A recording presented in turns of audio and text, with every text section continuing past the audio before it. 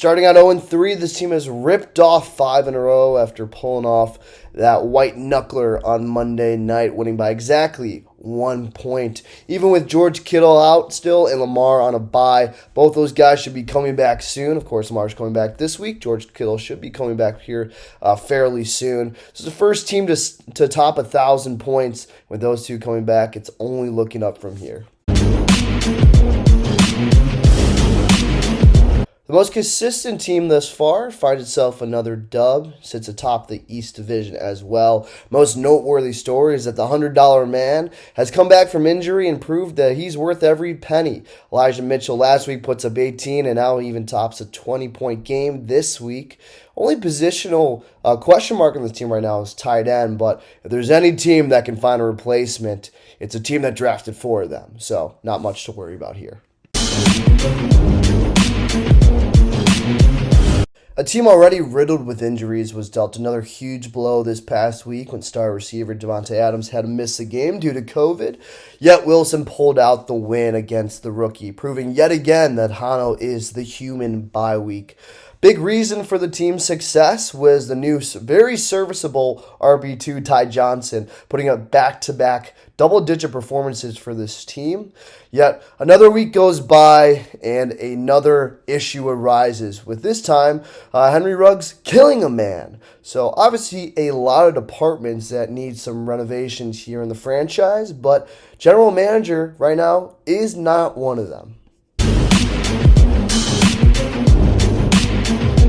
A lot of stories this week of owners and franchises overcoming adversity, and Plymouth is yet another one of those, with Travis Kelce being held at 2.7 points and Emmanuel Sanders, one of the better pickups of the year, putting up a goose egg, 0.0 points, and yet Plymouth still found a way to lead his team to victory. Big reason for that, Damian Harris really coming on as late.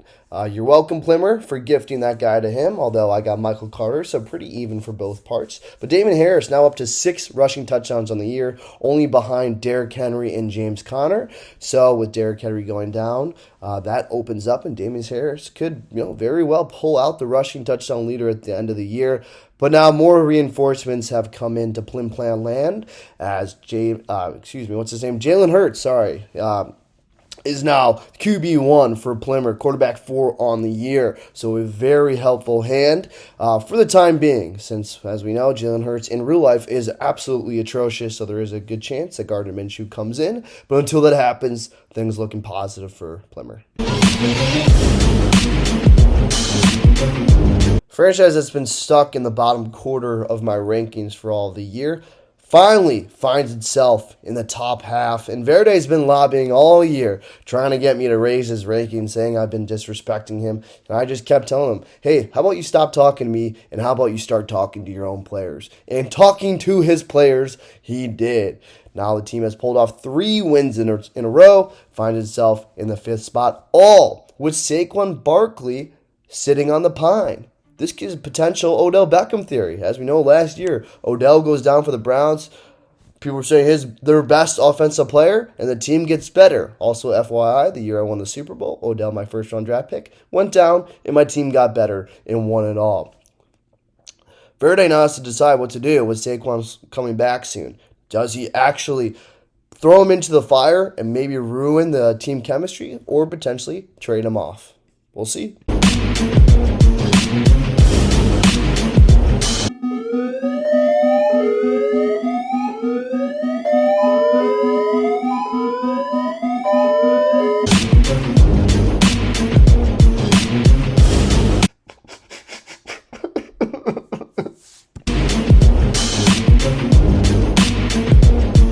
Not sure how, but it took until week 8 for Kyle Lieber to finally be dethroned in the West Division. And now he drops a 3rd due to points 4, since he's in the bottom 5 or 6 teams. I wish I had this pulled up already. He is the 4th lowest scoring team in points 4, but help is on its way. Christian McCaffrey, number 1 overall, could potentially be back this week. That's a huge comeback for him. And Montgomery's coming back, although Khalil Herbert looked absolutely outstanding. So you can make the argument that maybe that hurts him more than it helps him. Either way, C-Mac coming back is big enough. So outlook could potentially be positive, but not much to say beyond that. 1-1 over the last 2 weeks, but really things are looking better than they had a couple of weeks ago for Caps. A.J. Brown being the big reason why, putting up monster performances the last couple of weeks. And now with Derrick Henry coming back, Derrick Henry going down, the Titans really have no choice but to make this an aired-out offense. No one is filling that void, so A.J. Brown can only get better. Deontay Johnson, an outstanding wide receiver 2, one of the most consistent players in fantasy. Cole Beasley had a good week. Alvin Kamara, we know, is there. And potentially, Chris Carson coming back soon. Who knows what the hell is going on with him? It could be next week. He could be done for the year. We don't know. But the receiver trio is going to keep this team relevant, keeping them here now at number 9. Tucker on the Pole is the newest name change for this organization, because obviously what we've seen this year is that change in the name has been a proven formula for success after this team has now lost 4 in a row. Last time this team won, John Gruden was coaching the Raiders. Been a lot of sinking holes in this organization. Allen Robinson, oh boy, sliding in as flex right now, still finding a way into this starting lineup. You can make this case this guy should be dropped altogether, but seems like this owner is holding out hope from earlier in the year. DJ Moore has really been disappointing, not a fault of his own, of course, a fault of Sam Darnold. And Clyde Edwards-Helaire, though, is one positive point. He's coming back this week. We'll see if he slides back into that RB1 position, although little Frank Gore Jr. found his way to success this past week. But if Clyde slides in, that could be something for this organization to hang its hat on. The streakiness of Tony's boys continues this season after losing 3 in a row earlier this year. They then ripped off 2 straight wins and now followed by 2 more losses. Still, though, when you look at this roster, you have to admit this is probably the best 11th ranked team on the season. I mean, the receiver trio is still nothing to sneeze at. DeAndre Hopkins, Ja'Marr Chase, Mike Williams, all guys that can go off for 30 points each and every week. Dalvin Cook, Patrick Mahomes at the top. Only real question is Zach Moss.